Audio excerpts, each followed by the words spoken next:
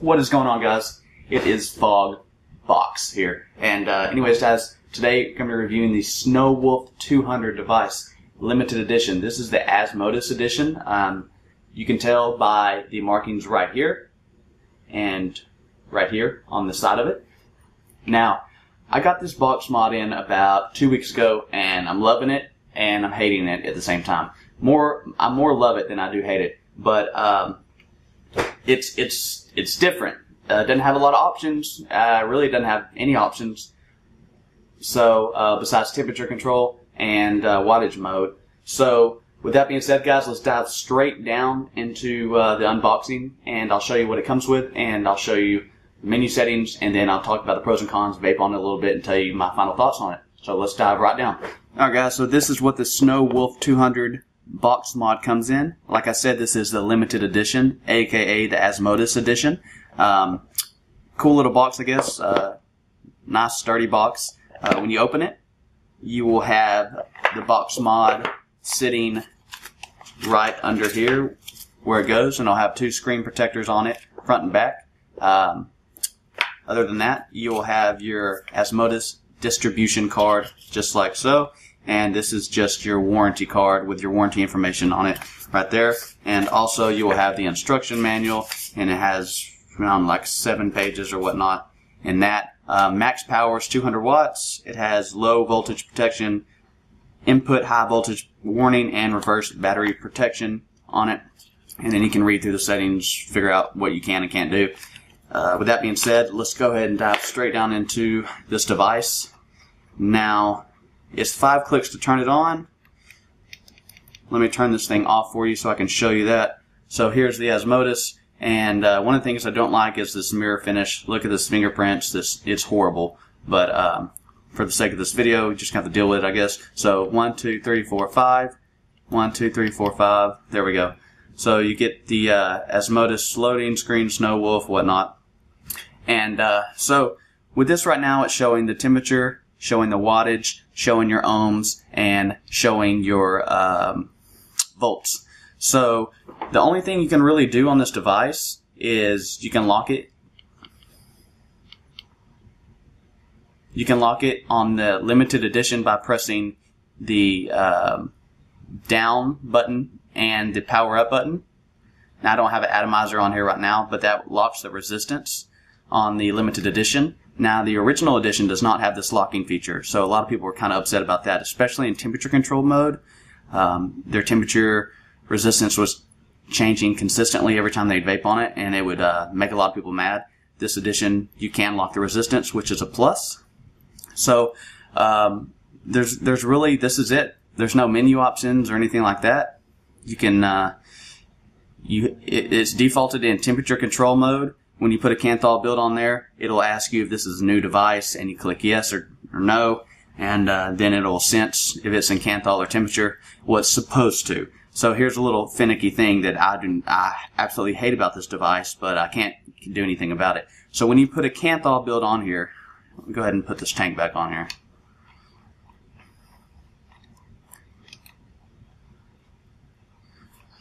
Alright, so when you put a Canthal build on here, most of the time it asks you, I guess since I just added this on here it won't, but it'll ask you if it's a new build, like I just said. It stays in temperature mode. You actually have to fire this for like 2 to 3 seconds before it actually switches to Canthal mode. Let me go ahead and show you that by firing this for you. As you can see, the temperature down here, I'm firing it. There, now it switched to power mode. That's stupid. I don't think that should be on there. I think you should be able to manually switch between temperature and power mode. That's a big con for me. Because, you know, if you have this thing setting down just like that, you go and you haven't vaped on it, you know, like 20 minutes or so, and you go to pick it up and you take a hit, it's going to be in temperature mode, which is going to freaking blow your mind for the first 2 seconds, or the first hit, and then you can vape on it like you regularly do. That is stupid. I don't know why they did that, especially in 2015, where, you know, other devices have Bluetooth nowadays and you can customize your entire device or whatnot. That's the biggest con I have about this device so far, besides the mirror finish. You know, obviously it's the fingerprint magnet. Look at this, I'm just tapping my finger both sides. You can see where my fingers have been. It's pretty stupid, but I do like this device. It feels very solid in the hands. It's good quality, good heavy device. It's very heavy. So overall, I love this device. I just wish they could fix a couple of the quirks. Now, the battery, let me turn this off. The battery cover is in the back, and it is magnetic. I really like that feature. There's a little clip right here, right beside your battery venting. You just pull up, and you have a magnet right here, and a magnet right there, or two magnets right there, and one big one right here.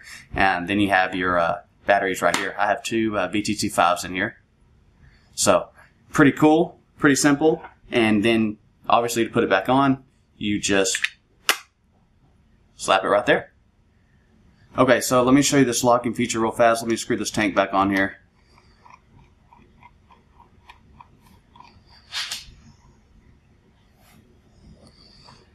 Now, like I said before, you're going to have to hold the wattage down button and the power button. And then it'll say if you want a new coil. I mean, is this a new device, new coil, whatnot? I'm going to go ahead and hit yes. And then it shows me my resistance right there. So, I mean, that's really the only feature it has. Wattage up, wattage down. Like that. And then you press both of these buttons to switch to your temperature. And you can go up or down with this. And once you go down past 212, it'll switch to Celsius. So, then you just bump it down again, and it'll switch back to Fahrenheit. So, with that being said, guys, let's hop right back up to FaceTime, and I'll vape on it and tell you the pros and cons, which I've already told you some of them, and wrap this video up so you can get back to doing whatever you need to do.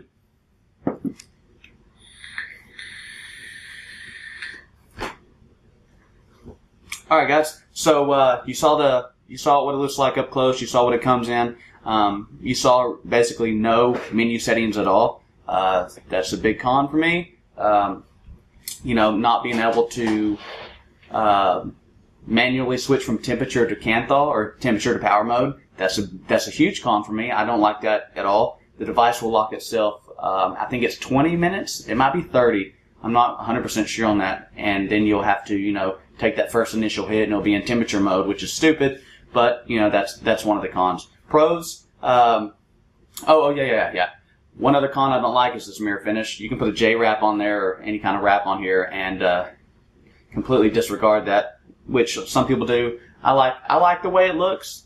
It's not a big deal about the mirror finish at my house, but you know, if you're out in public showing it off or whatnot, it's a fingerprint magnet, so take that however you want to.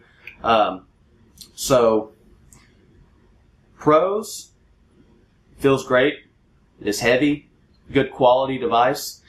Thing's a powerhouse. Goes up to 200 watts, 680 degrees or 6 something in temperature mode, which I've never even gone past 500, I think, but it has the option available if I needed to.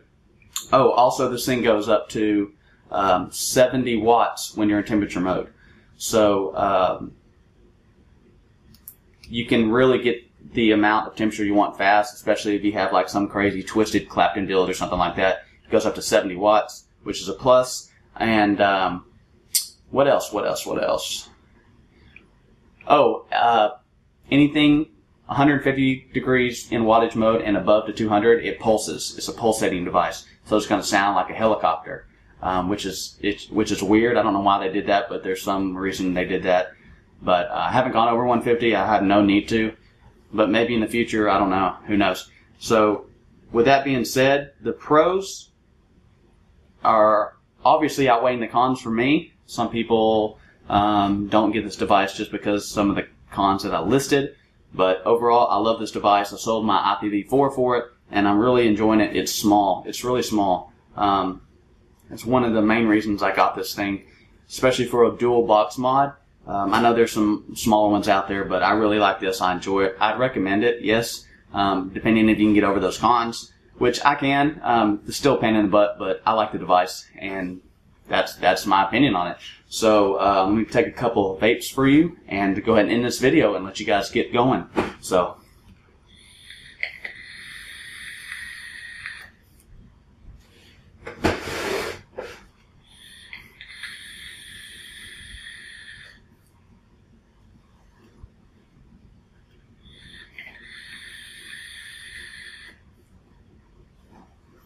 I forgot to mention this build I have on this Atlantis V2 is a 0.49 ohm build in the RBA section, and it's reading 3.83 volts at 30 watts. So with that being said, guys, thanks for watching the video.